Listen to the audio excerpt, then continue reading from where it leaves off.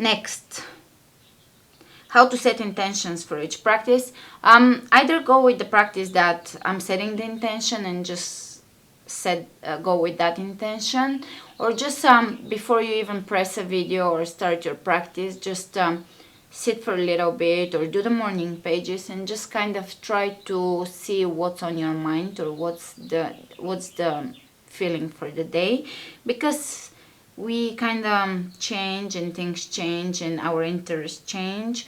So set the intention that is you're interested in at the moment. I don't have a exact answer to this. It's just a very personal thing. How to cope with the feeling of plateauing, give into it. That, I think, we can touched upon this in the previous question, Sibyl's question. Just accept that every so often you will plateau. It's part of growing, and after every plateau, I actually have one tip about plateauing is back off. I have backed off of my yoga practice many times without feeling guilty about it. I just give it up. I just let it go. When I come back, somehow, some way, I have gotten deeper into my practice. When you keep pushing and pushing and pushing, your body resists, your mind resists. You are not paying attention to your body. You're not honoring your body. So when you feel that you're plateauing, let go of the desire to get somewhere and even back off. Don't practice for a little bit and come back to it. Unless you're the type of person that once you let go, you just let go of everything and you never come back, then maybe this advice won't apply to you. But I'm a person that I will always come back to my mat, or I will always practice in some way. So I'm safe to not practice for even months, to not come to my mat, to not even do a single down dog. I'm safe to do that, because I know I'm not just gonna completely forever let it go. So if you are safe that you are not forever gonna let it go, then just accept the plateau and let go of a heavy practice or of any practice for a little bit, for a week, for 2 weeks. Come back to it and you would have gotten over it, you see. I'm just trying to give you one answer to things. There is a million answers to things and no right and wrong answer. That's why I'm not getting caught up in giving you every possible thing I can think of. I'm just giving you the first thing that comes to my mind. So I'm just kind of trying to give you an intuitive answer so that I can keep this video short. Next question, Sidoni. Sorry if that's not how you pronounce your name. I'll be having a major surgery soon and have been advised not to do any exercises for 6 weeks after the surgery. However, I don't think I'll be able to stay that long because practicing keeps me very sane. Yeah, all of us. Are there any poses or routines you can recommend pre-op to get my mind and body ready, and post-op to keep me active? Love and light. You are not mentioning what the surgery is for, so I don't know, like if it's if it's a leg or a hip or whatever, you have to follow your doctor's advice. Try to walk a lot if you can, obviously if it's not a leg surgery. Try to walk a lot, and try to, if for example, if it's a lower body surgery, then try to do abs or push-ups or things that are not not affecting the surgery side. If it's like hernia or something like this, then just walk, do whatever the doctor is telling you can do, and slowly increase it. For the mind racing, try to read books and try to find some form of an easy meditation such as TM, and the time will pass. The time will go by quicker than you think. So work with mantras that everything will work out, you will heal, you'll be back on your mat before you realize it. So follow your doctor's advice and try to walk or do something so that you are occupied. Something easy, even if it's dancing, like some mild form of dancing, obviously, or just meditation, writing. Try to get a few things done that you have on your list. Try to, like for example, I have on my list things that I never do, and it's like watch old Bulgarian movies. I've been promising myself that I will do a water fast, and I will just dedicate that time, because I don't watch movies anymore, that I will dedicate this time to watching old movies or writing things that I've been meaning to write, or actually studying certain new things, reading certain books that are on my list of things to read. So get to things that you've been meaning to do when you're not so busy. Use this as your vacation. Think of it as, oh, you're on vacation, you're in the Caribbean, and you just have to rest and read your favorite books or watch your favorite movies. Or learn to meditate and write. Next, Anna. Again, maybe I'm messing it up. If you feel sick, what do you do normally? I know about fruit fasting, but what else? Like when you have fever, and for stomach healing also. My grandma says that it is evil eye. Do you believe in this? And one more. How do you manage to do handstand jumps? For me, it seems I would fall forward if I do it with straight back. Thank you. Evil eye, it's very common through the Middle East in many cultures, and in Bulgaria it's fairly common. Actually, the red string, I actually have the Martinitsa now, that thing that is actually for good luck and health and vitality and happiness. But also, in Kabbalah and in other, even in Bulgaria, they tie a red string around a newborn baby, so it's protected from evil eye. I don't believe or not believe in this. Everything is possible, of course. Energy is very powerful. You can't give too much strength to things outside of you, because if you give them that much power, they will have this much power. It's just that you cannot disempower yourself this much by giving things outside of you too much power. It is true, and if you give it this much power, then it is true. What do you do for a fever? Sweat it out if it's viral. Take some oregano oil if it's viral. Drink 2 liters of hot tea so you break a sweat, or go to a sauna or a hot shower and drink tea to just kind of break a sweat, break the fever. I don't get fevers, to be fair, so I would see what the cause for the fever is. If it's often, I think it is possible to get the evil eye, and I think it's basically what it is. It's energetic opening somewhere in your aura. There is an opening. You're not protected. So prayers and protection and just an energy work would help with that, and also believing in yourself and building your own core strength and power, and try not to be too superstitious, because this takes the power away from you. For stomach healing, fasting. I know fasting is some people get so pissed off about fasting, because if someone has had anorexia, they tend to project that onto everybody else. But the truth of the matter is, we're all different. If you have had anorexia, you shouldn't fast up until you feel healed. But if you haven't had anorexia, then fasting is one of the most important things most of us should do periodically. To just disconnect from the physical. We don't have to be that rooted in the very into the very muddy parts of existence. There is things beyond the physical that we need to pay attention to, because after all, we are going to have to deal with it sooner or later.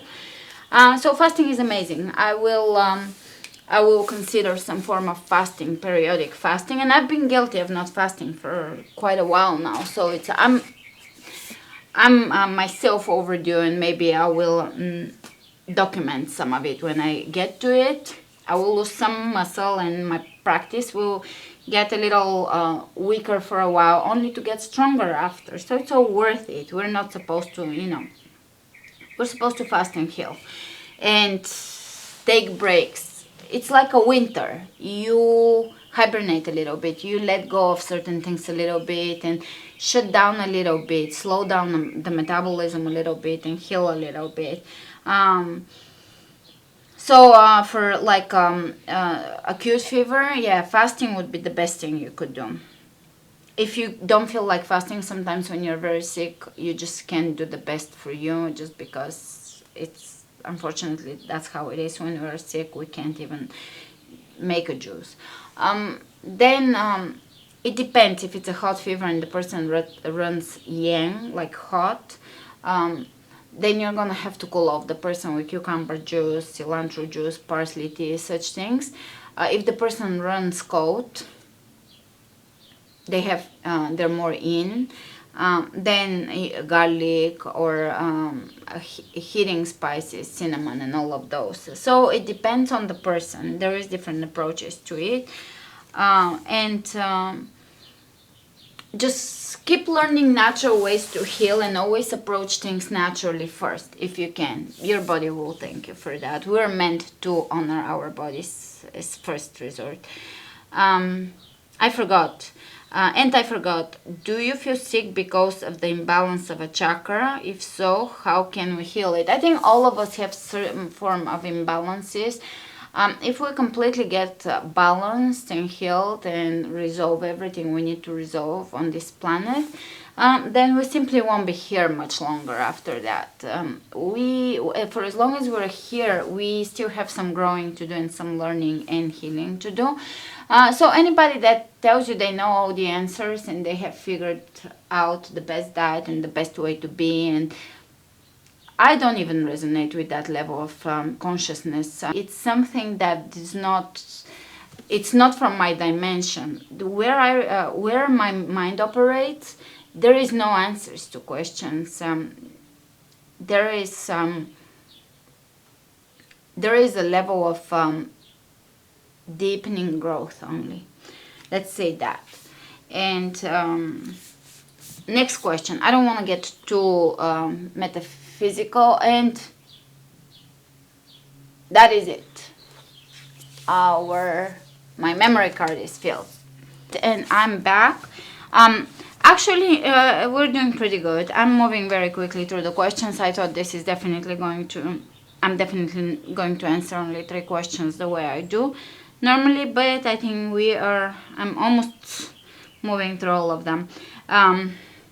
What is your vision for beautiful yogis? Also, why LA, the place Luciana or Luciana? One of the two maybe. The place is magnetic. LA, Los Angeles. I know, but how come so long? I imagine you roaming more. Thank you for this opportunity to learn. I'm actually not a traveler.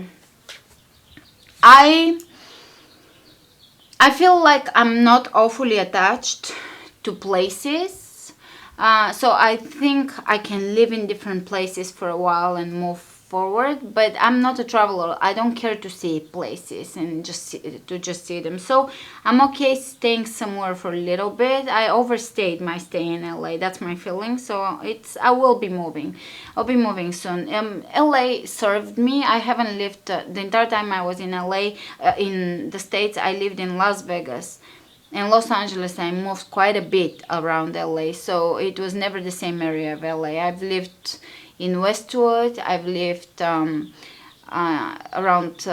the west part of LA. I've lived in Hollywood, which was almost ecstatically terrible experience, but just because it was so it was too much of everything, of energetically being bombarded by. It's just insane energy. I've lived outside of LA, in the valley, in the San Fernando and San Gabriel Valley.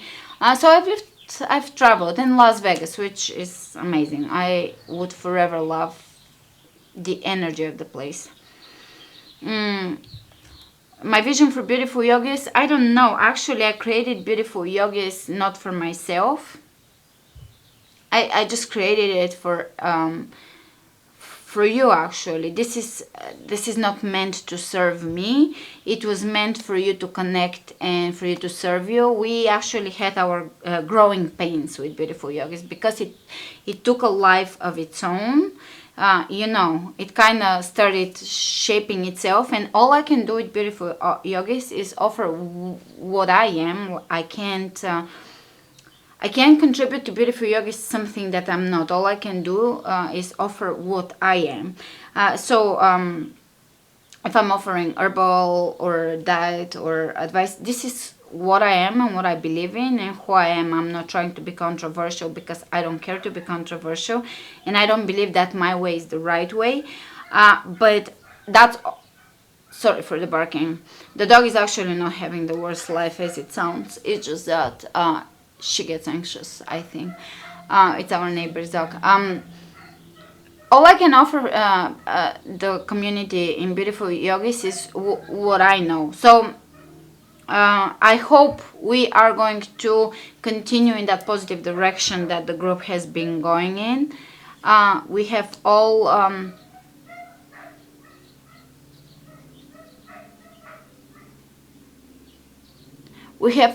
found a way to be very compassionate and supportive of each other and loving to each other.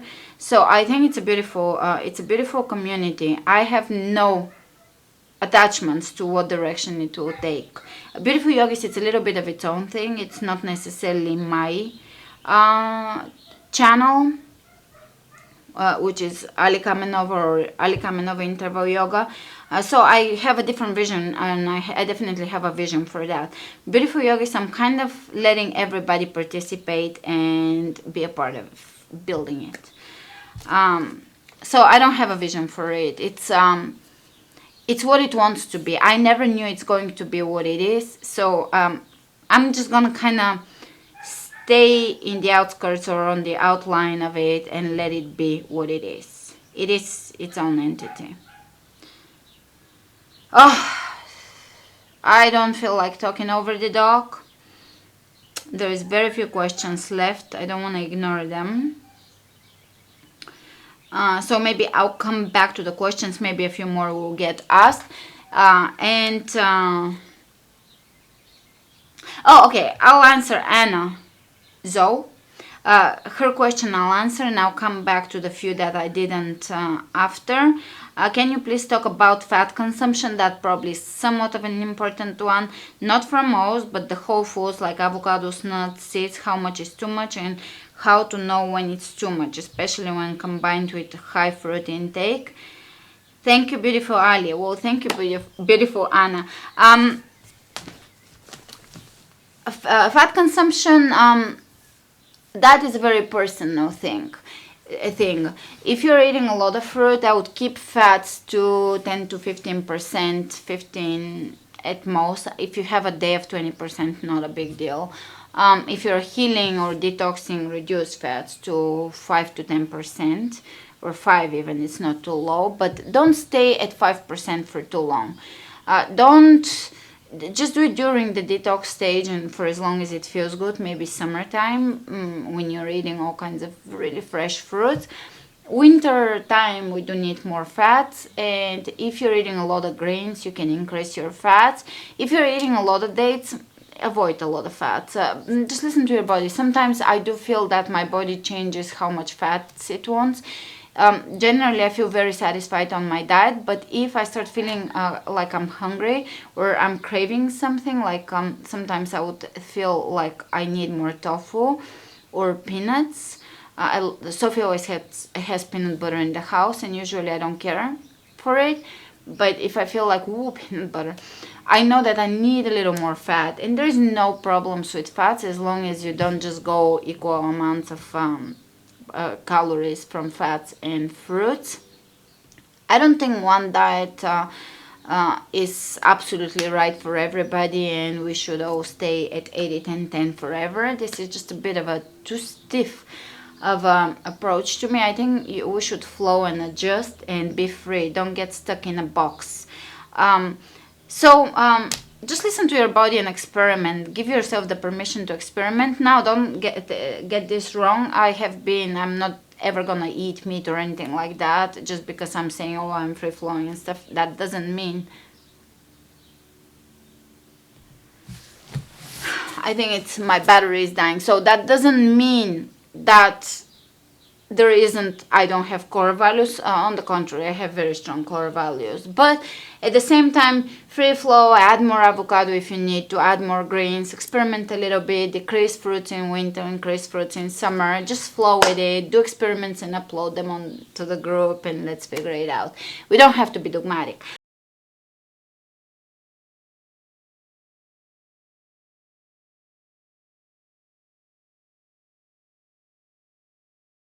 I'll end with that. And on that note, so I hope I answered most of your questions, and it was pretty